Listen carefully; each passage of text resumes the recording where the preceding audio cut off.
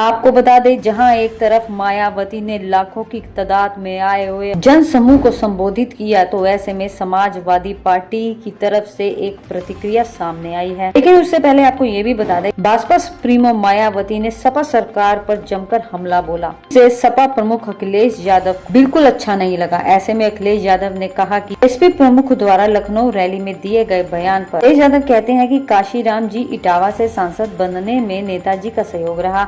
उस वक्त सपा और भाजपा ने सांप्रदायिक राजनीति को मिलकर मुकाबला भी किया था। अखिलेश यादव ने मायावती द्वारा योगी सरकार की तारीफ करने पर सवाल उठाए और कहा कि इन लोगों की अंदरूनी सांठगांठ अभी भी जारी है।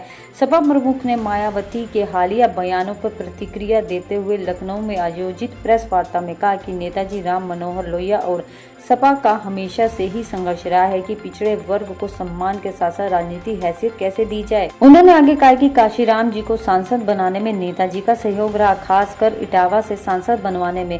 उस समय सपा और भाजपा ने सांप्रदायिक राजनीति से मिलकर मुकाबला किया था। हालांकि मायावती द्वारा योगी आदित्यनाथ की तारीफ पर सपा नेता ने सवाल उठाए और कहा है कि इसका मतलब साफ है कि अंदरूनी सांठगांठ अभी भी इन दोनों के बीच में जारी है।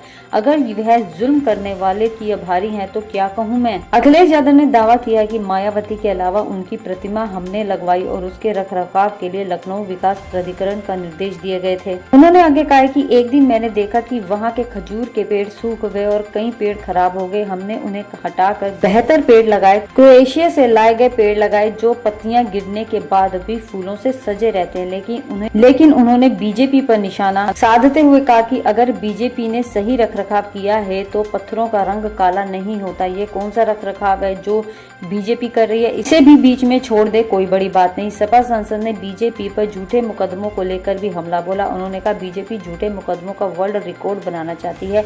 इसके अलावा जनेश्वर मिश्रा पार्क में सांसदों और अन्य नेताओं के नाम हटाने की बात भी कही। सपा प्रमुख ने कहा कि न केवल डेलीगेशन को रोका गया बल्कि मुझे बरेली जाने से भी रोका गया। मेरे ऑफिस और राजनीतिक लोग जानते हैं कि सरकार ने प्रयास किए कि बरेली और रामपुर में न पहुंच पाऊं। ठहराते हुए कहा बरेली में जो हुआ वह प्रशासन की नाकामी है।